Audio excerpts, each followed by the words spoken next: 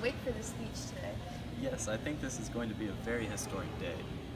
7 years ago, our fathers brought forth on this continent a new nation conceived in liberty and dedicated to the proposition that all men are created equal. Now we are engaged in a great civil war, testing whether that nation or any nation so conceived and so dedicated can long endure. We are met on a great battlefield of that war. We have come to dedicate a portion of this field as a final resting place for those who gave their lives on that a nation might live. It is altogether fitting and proper we should do this.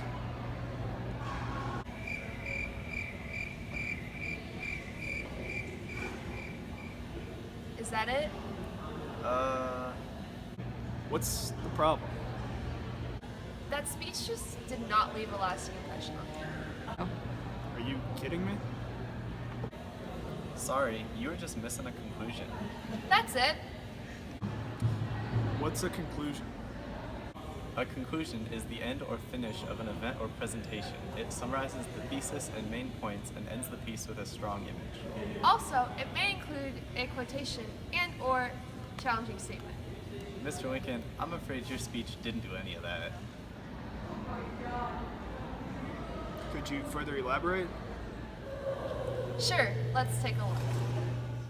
There are many important aspects to writing conclusions. The first step is you must start by creating a summary that reminds the reader of your thesis. How does this help? Ending with a summary or restatement of the thesis leaves the readers with your main points. Is there anything else I should think about? Well, you should not forget that summaries in short papers can be redundant and can weaken rather than strengthen your argument. Oh, well, thank you.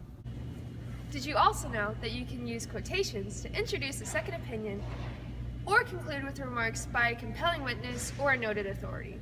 How do I do that? Select quotations that are striking, relevant, or emphasize the main points of your argument. What should I avoid? Avoid irrelevant or generic quotations by famous people.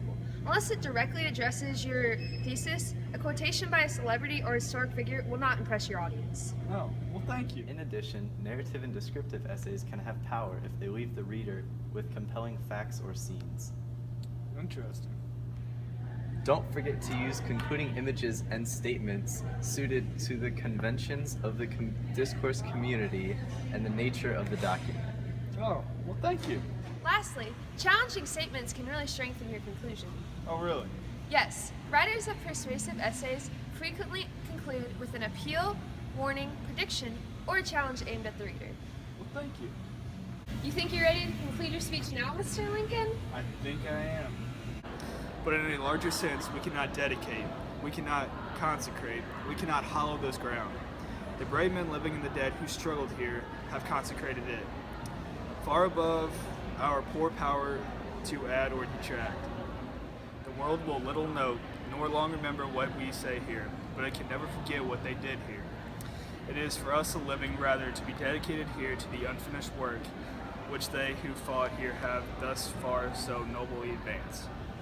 It is rather for us to be here dedicated to this great task remaining before us, that from these honored dead we take increased devotion, that to that cause for which they gave us last full measure of devotion, that we are highly resolved that these dead shall not die in vain, that this nation under God shall have a new birth of freedom, and that government of the people, by the people, for the people, shall not perish from the earth. Great job, Mr. Lincoln.